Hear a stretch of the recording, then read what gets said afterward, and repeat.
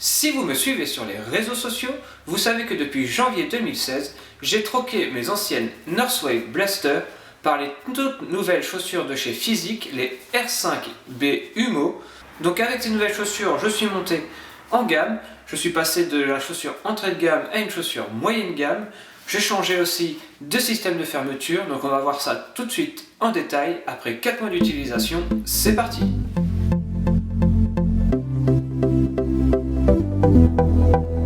À la réception des chaussures, on reçoit alors un beau carton qui est vraiment enrichi de plein de petites écritures et de petites attentions vraiment très classe. Un carton bien résistant qui protège bien la chaussure, donc aucun problème si vous commandez sur internet pour les recevoir. Elles sont vraiment très bien protégées dans ce carton. On retrouve la petite inscription sur le côté fabriqué en Italie à la main, et ça c'est vraiment un gage de qualité. À l'ouverture de la boîte, on retrouve aussi à l'intérieur une série d'inscriptions qui est vraiment très jolie, et on retrouve bien sûr les deux chaussures. Je les ai prises en finition noir et gris mat. La première impression qu'elles nous donnent ces chaussures, c'est qu'elles sont vraiment très bien finies. Le gris est vraiment très beau, et sur l'arrière et sur le côté on retrouve un gris un peu satiné brillant. C'est vraiment très joli au soleil et elles se donnent vraiment bien. De plus, on voit qu'elles ont l'air vraiment très ventilées, avec sur le côté plein de petites perforations pour la ventilation.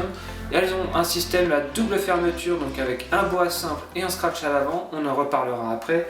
Et elles ont une semelle renforcée dessous pour un meilleur confort et une meilleure rigidité. Donc, voyons voir maintenant à quoi elles ressemblent après 4 mois d'utilisation et environ 2600 km. Utilisées par tous les temps, pluie, froid et gel, la première chose que l'on remarque au niveau de l'usure sur ces chaussures, c'est le fameux gris mat qui est sur le côté, noir et gris mat, qui a tendance à absorber les liquides, donc tout ce qui est flotte. Si vous avez roulé sur des routes avec du sel et tout parce qu'il a gelé, et bien malheureusement cette matière va un peu s'imprégner et faire quelques petites auréoles blanches, plus ou moins blanches en fait, et vous aurez beau les laver, et bien ça va rester comme ça, et c'est vraiment un peu dommage.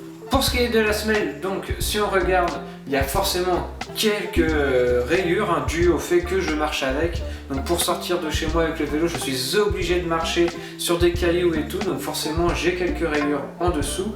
On peut voir que les deux larges tampons qu'on retrouve à l'avant et à l'arrière de la chaussure, qui sont censés normalement se poser sur le sol avant cette surface là pour pas l'abîmer, ne sont pas trop usés. Donc ça c'est vraiment un bon détail, parce que je pense qu'ils ne sont pas interchangeables. Donc le jour où ils sont vraiment usés, vous marcherez sur la semelle et vous n'aurez pas d'autre choix que de changer de chaussure si vraiment elle est trop abîmée. Donc assez résistante la semelle, il n'y a pas de souci. Et elle est surtout très rigide, hein, vous voyez, je la tords et ça ne bouge pas. C'est une chaussure vraiment très rigide au niveau de la semelle en carbone renforcé. Alors on va passer maintenant au point le plus important de cette chaussure, qui est la double fermeture, donc avec le scratch à l'avant et le boa en haut. Donc pour ce qui est du boa, franchement j'ai rien à dire, ce système est vraiment très rapide. Une fois que c'est engagé, vous avez juste, donc une fois que c'est engagé j'ai dit, vous avez juste à tourner la molette et l'ensemble va venir se serrer en croisée comme ceci, donc pour assurer vraiment un bon maintien du pied. Pour désengager, il suffit de desserrer dans l'autre sens. Donc là vous enlevez cran par cran. Donc quand vous êtes sur le vélo, franchement si vous voulez resserrer un peu votre chaussure, c'est très rapide. Et la solution encore plus rapide pour désengager ce boa en quelques secondes, il suffit de tirer cette petite molette, et là la chaussure est complètement libre et vous pourrez donc sortir et enfiler très facilement la chaussure. Donc le bois, après 4 mois d'utilisation, il marche encore parfaitement bien, il n'y a aucun souci. Le petit bémol sur cette chaussure, c'est sur l'avant du pied. L'arrière du pied étant fermé par le bois, vous serez très bien maintenu sur la cheville et sur toute la partie, sur tout l'arrière du pied. Par contre, pour ce qui est de l'avant du pied, vous allez pouvoir ajuster votre chaussure uniquement avec un petit scratch comme ceci. Et bien ce scratch, moi je le trouve un peu trop rigide et on ne peut pas vraiment tirer dessus. Et surtout, la semelle est tellement rigide en dessous que vous aurez beau tirer, de toute façon le tissu il va pas trop se déformer et il va garder la forme de la chaussure originale.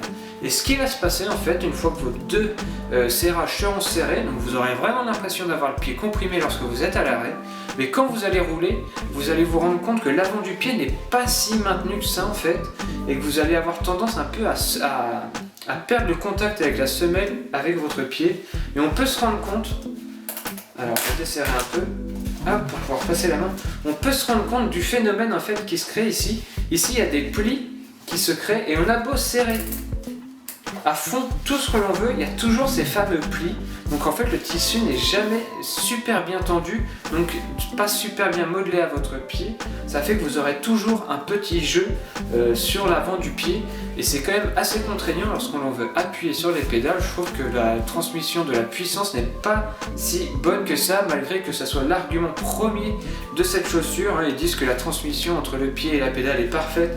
Et bien moi je dirais que c'est un peu le bémol de cette chaussure. Cette chaussure vendue entre 130 et 140 euros est la première et la chaussure en fait la moins chère disponible, avec un serrage simple bois. Donc je vous en ai déjà assez longuement parlé pour le petit bémol. Je conseillerais cette chaussure à tous les cyclos, alors tous les cyclos sportifs qui cherchent une chaussure sobre et efficace, mais je la déconseille quand même purement et simplement aux compétiteurs qui cherchent vraiment la transmission parfaite entre le pied et la pédale pour pas perdre de puissance. Avec le petit problème de serrage, je ne vous la conseille pas du tout. Moi personnellement j'en suis quand même assez content de cette chaussure, je trouve qu'elle est vraiment classe au pied. Ça fait un peu une chaussure classique, hein, un peu old school, avec cet aspect mat et tout, c'est vraiment sympa. La vidéo ici se termine ainsi. Avis aux compétiteurs, si vous êtes amoureux de la marque Physique, n'hésitez pas à aller voir la gamme au-dessus pour un meilleur maintien. Pour rappel, ces R5B Humo sont proposés à 150 € sur leur site, et cela reste l'entrée de gamme pour cette marque. N'oubliez pas de vous abonner à la chaîne en cliquant sur le logo en bas à droite, et on se dit à très vite pour les prochaines vidéos tests, essais et découvertes. Ciao!